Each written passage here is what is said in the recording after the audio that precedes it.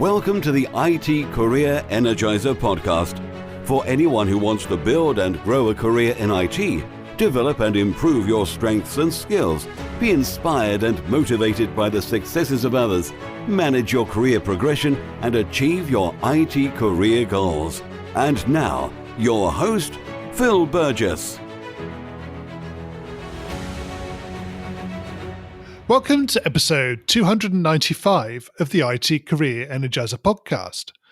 My guest on today's show is the founder of Teach The Geek, helping STEM professionals to communicate effectively by developing their public speaking skills. Prior to Teach The Geek, he was a biomedical engineer, a freelance writer, and a product development engineer, as well as a professional speaker.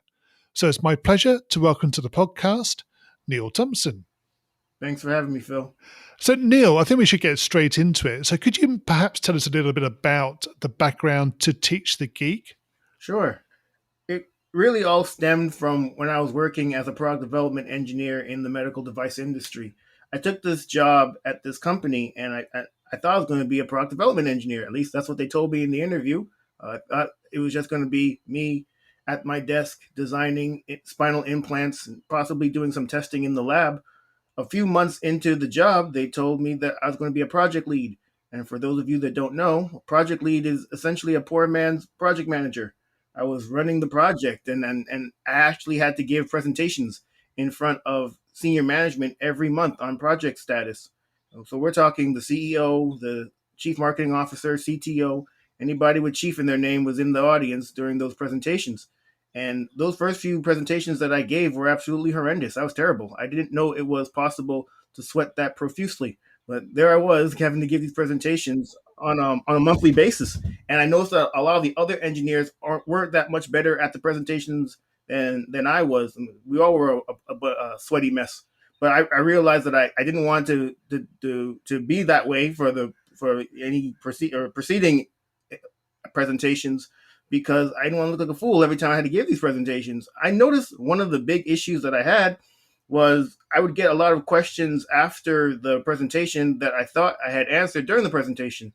But because I didn't I didn't prepare my presentations in such a way that these decision makers could understand, then I was left answering these questions. And so essentially I got a lot better at public speaking simply out of necessity and not wanting to look foolish in front of these people, in front of the audience. And I took everything that I learned in getting better and becoming more effective in public speaking, and I turned it into an online course geared towards people like myself, people in the STEM industries, typically engineers and scientists, on public speaking, and it's called Teach the Geek to Speak. Right. So obviously when we're talking about public speaking, it can mean many things to different people. So in this instance, you're really talking about how you were able to present, as you said, to stakeholders of what you were delivering, presumably, and peers and so forth, not just about presenting to an audience from a stage.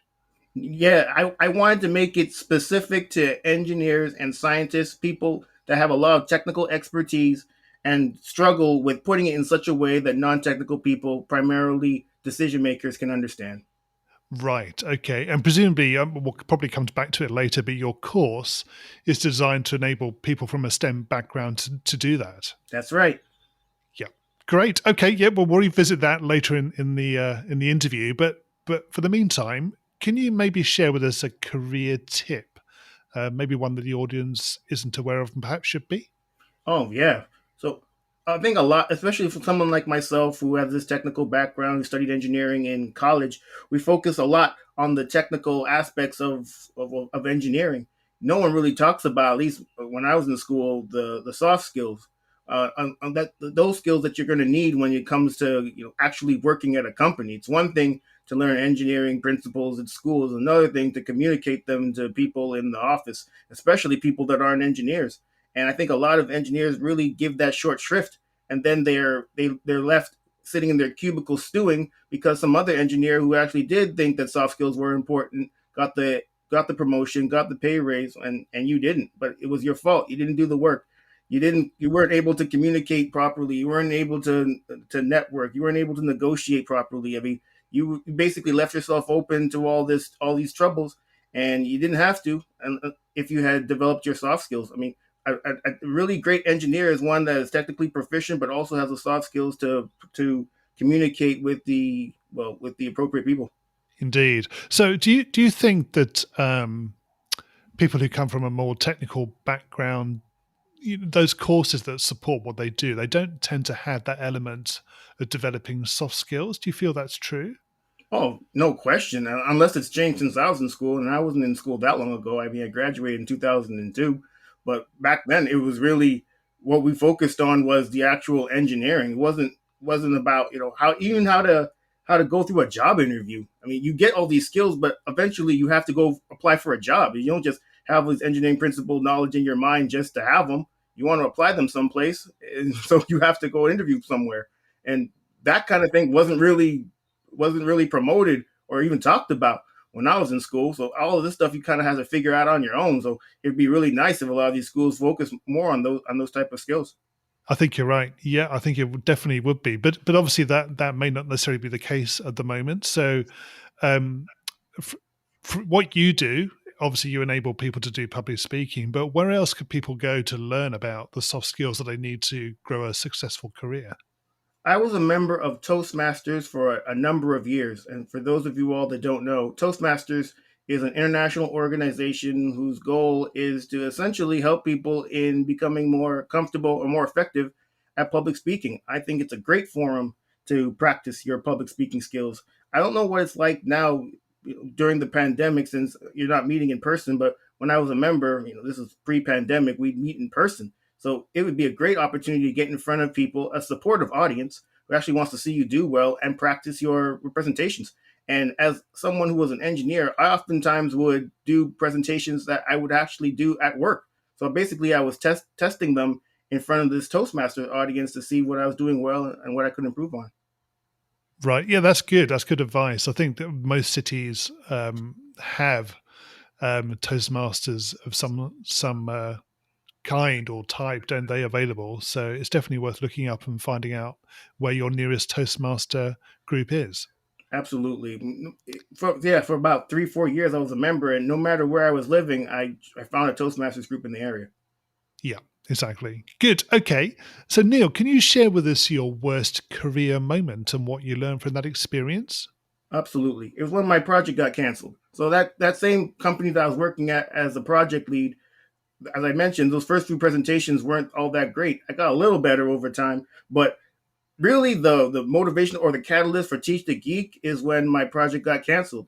And I thought that even to this day, perhaps if I was better at communicating the information to these decision makers, maybe I could have saved the project. We'll never know, I suppose. But Yep. essentially, that's when I realized, okay, this is something I really need to get better at because I don't want to be in this position again where I'm having projects canceled and I'm questioning whether it was canceled because of my poor communication skills. Sure. So obviously you're not necessarily in the same situation now with doing something completely different, but what did you learn and take away from that? Well, I realized that this is something that I need to get better at. Sure, there were other engineers, as I mentioned, that weren't all that much better at it than I was, but just because that was the case doesn't mean I want to be in the muck with the rest of them. I want to be Yeah. the engineer that was, technically proficient, but also proficient at communicating that information to the people in the audience. So that's really my takeaway. Okay. And so we'll move on to something a little bit more positive. So can you tell us about your career highlight? Career highlight was actually getting my first job, I would say. So when I came out of school, so I did a bachelor's and then I did a master's, and then I was thinking, okay, I got 2 degrees, it's going to be no problem getting a job, but that wasn't the case. It took me about 7 months to get from graduating that master's program to my first position, and that was a pretty stressful time. I'm thinking, what do I need to do to get that job? But looking back on it, I now know, but I didn't realize at the time that getting that first job is always the most difficult because you don't have the experience to really list on a resume, and yet you're expected to go into these interviews and talk about your experience. But what experience are you talking about? So oftentimes you're talking about what you did in school, and you're hoping that that's good enough, and maybe you're able to do some internships or some volunteer experiences in your field. But I mean, if you don't have that, even then it's going to be quite difficult. I didn't have any internships. I didn't do that much volunteering. So it was a tough road trying to get that first job. And actually, the job that I eventually got, I had applied for another job at that company and then never heard back. But then I saw another job advertised at that company. I applied for that job, and that's the job I ended up getting. This was 2006. So this was, back when you actually would send things over, there was, I don't even think I used, Career Builder or Indeed or any of those things. I'm not even sure they existed. I was just applying online through their application tracking system. And I actually don't even like those things. Having you putting you send your information through these ATS systems, and then you don't hear anything back. You don't even know if anyone even looked at your resume. But luckily, this company was a startup, so I'm guessing maybe not too many people even knew about the company were applying. But luckily, I got that job, so that's probably the highlight, just starting off my career. Yes, I mean that is true. They are pretty they can be a bit faceless, can't they? When you just sort of put your details into a website and press submit, and then you may get an automated email response, and that's it. Um, but yeah, I think no, yeah. Hopefully things are changing. Hopefully it's more personal these days. But yeah, everybody's experiences is different. Yeah, I'm a big fan of actually reaching out to hiring managers as opposed to just sending your email or your resume into some ATS system. At least you're able to try to develop some sort of relationship with the person who is responsible for hiring people. And I think a lot of people, they take the easy way out and use these ATSs and then hope for the best. They'll say, "Well, I applied to 10 jobs today." You sent your resume and information into 10 ATS systems and you're hoping for the best, as opposed to reaching out to 10 hiring managers, actually developing relationships with them and seeing what happens from there. In fact, one of the consulting jobs I ended up getting was exactly that way. I reached out to a hiring manager on LinkedIn, and actually nothing happened for about a year. And then maybe a year after I first reached out to him, and in that interim, in that year's time, I would check in every now and then. But then a year later, he contacted me and said, "We have this role. Are you interested?" And I ended up doing that for a while. Yeah, that's good to hear. I think LinkedIn can be a great tool for that. Is ideal for business networking and supports that sort of proactive approach to finding a job. Absolutely. Yeah. Okay. Neil, can you tell us what excites you about the future of the IT industry? I mean, what really excites me is the innovation. So I do some work in patents. I was as I mentioned, I was an engineer for a number of years. I was working at the startup company, and the boss, the founder of the company, wanted all the engineers, all three of us, including myself, to become patent agents, so he wouldn't have to outsource patent drafting to outside counsel. I thought this was something that we had to do. Turns out that wasn't the case because the other two engineers didn't do it. I ended up being the only one that took the exam and passing it. And wouldn't you know that the owner still outsourced all the patent drafting to outside counsel. So now I have this. Now I'm a patent agent with nothing to patent. Luckily, I started doing some work maybe a couple years ago for a firm here in the San Diego area where I live, and we focus mainly on life science patent applications, but a lot of them have an AI, an artificial intelligence component to them. So just seeing the work that's being done now, especially during COVID-19 times, in using AI to even identify potential solutions to COVID related issues has been really interesting. Yes, oh, very much so. Yes. So, are there any areas of technology other than AI that interest you? AI is the big one. Machine learning, deep learning, they're all kind of go together. That's the big one.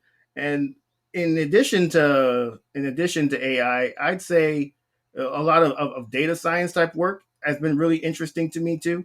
I have a podcast myself where I interview scientists and engineers about public speaking. And one of the people that I had on the podcast was a data scientist. She started off as an engineer and got into data science. So it was really interesting hearing her story about making that transition. I'd always thought that people in data science all had PhDs, but she didn't, and she let it be known that that's not necessarily a requirement. It's just a number of them do, but it's not something that is absolutely necessary. So it was really interesting to hear her story about that transition. Yeah, absolutely. Okay, we're going to go into the reveal round now. We're going to find out a little bit more about you and the way you think. Are you ready for Okay, this? ready. So I'm not sure the first question works perfectly well for this, but what first attracted you to a career in technology? I ended up going into it because this is a funny story because I used to lie about the reason I ended up where I'm at. So when I was in school, I didn't really have any interest in technology, and I noticed when other people are asked that question, they give better answers. They say maybe I was in robotics club when I was in high school. Maybe they played with Legos when they were children. I never really played with Legos. I wasn't in robotics club. My math and science scores were average at best. I ended up going into tech because my father said that I should, and that's really the reason behind it. Is nothing. It's nothing more interesting than that. I guess he saw that the benefits of it being it's a stable career, it's a well paying career, and he said do that. And I said okay, and luckily it worked out. Yep. What is the best career advice you've ever received? Play to your strengths and surround yourself with your weaknesses. Right. Okay, so how have you taken that forward? Oh yeah, there's a lot of things that we can improve on, especially now that I do a lot of work on my own, working for myself, and it's easy to think that to try to be great at everything, but then you kind of when doing that, other things kind of get affected by that, negatively affected by that. So all the things that I don't necessarily that great at or don't want to do, I outsource to other people who do have that talent. Yes. Yep. What is the worst career advice you've ever received? Worst career advice I ever received: try to be a jack of all trades. And the people that want to be kind of want to be great at everything, or good at everything. I don't know if that's all that useful. We need subject matter experts in a number of things, and it's fine to be that person because when that issue comes up, you're the person that they're looking for. They're not looking for the generalist who's great, a little good, who's good at a number of things. They're looking for the person that's great at that one thing. So I'm a big fan of that. I mean, even with Teach the Geek, to speak the course, it's geared towards engineers and scientists. There's a number of public speaking courses out there that are just geared to people that want to get better at public speaking. I purposely geared it towards the group that I belong to because that's what I know. Yep, that makes absolute sense. Yep. If you were to begin your career again in today's world, what would you do? I wouldn't have applied for a job through that ATS system. I'll tell you that. I would have developed those relationships with hiring managers. Perhaps it wouldn't have taken me 7 months to find a job. No. And what career objectives are you currently focusing on? Really, it's growing Teach the Geek. So currently I have the one course, Teach the Geek to Speak, the public speaking course. And I want to offer other courses that are applicable to engineers and scientists that deal with soft skills. Perhaps one on networking, one on negotiation, one on interviewing, just the type of courses and building up the type of skills that are not taught in school. Yeah. And I think the next question is just perfectly aimed for you. So, what's the number one non technical skill that has helped you in your career so far? It's certainly not public speaking, Phil. No? No, it absolutely is. Being able to communicate with people. I mean, you could be the most proficient technical person in the world, but if you're not able to communicate your expertise to people, all that information you have will just go to nothing. And you'll be that engineer talking in front of people, getting those questions afterwards that you thought you'd answered during the presentation, and but still having to answer these questions. You'll also be the engineer that's sitting at his desk, as I mentioned, angry, or I guess in this pandemic world, sitting at home in front of your laptop, mad because the next man or woman got the promotion and pay raise that you wanted. Yeah. And what do you do to keep your own career energized? It's constant learning. I mean, just being open to learning new things. One of the issues I think even with Teach the Geek to Speak or any course that's geared towards engineers and scientists, we can be a cocky bunch sometimes. We think that we know everything and that there's nothing else to learn, but there's a lot. And just being open to learning new things, I think is the best way to keeping your options open, firstly, and then just being flexible. Yeah. And what do you do in your spare time away from technology? Oh man, I do a lot of things. So one of the things that I really enjoy is comedy.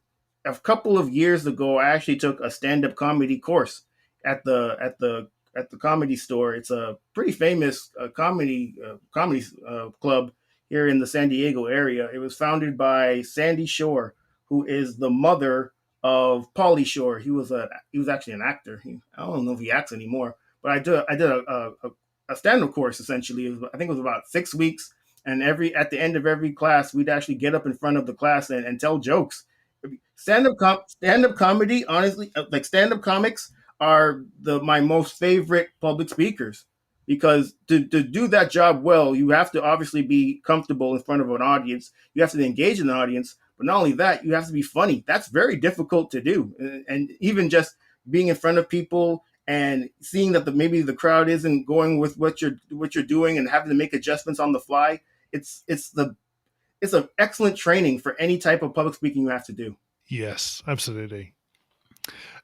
Neil, can you share with us a parting piece of career advice? Well, I mean, I did mention it before, but I think it bears repeating. It's play to your strengths and surround yourself with your weaknesses. It's important to know what you're really good at, and then for the things that perhaps you're not the best at, to farm that out to the people who do have that as a strength. Yeah, exactly. And Neil, how can we find out more about you and your course and connect with you? Oh, well, you could go to teachthegeek.com. And I mentioned I have a podcast, and I also have a YouTube channel. Essentially, the podcast is an audio version of the YouTube channel. So you can go to youtube.teachthegeek.com to see my interviews with engineers and scientists. And then I also have a freebie for those who are interested in it. I call it the risk assessment tool. And essentially, it's inspired by the risk assessments that I used to have to do when I was a product development engineer. Essentially, we'd have to analyze and identify the potential risks of a project and the ways we would mitigate those risks or avoid them altogether. And I basically took that format and used it now for excuses and solutions for those excuses. So you can go to download.teachthegeek.com to get that. Great. Okay. Neil, thank you so much for joining me on the podcast today. It's been great chatting with you. Same here, Phil. Thank you. Hi, Phil here again. Just a final few words from me.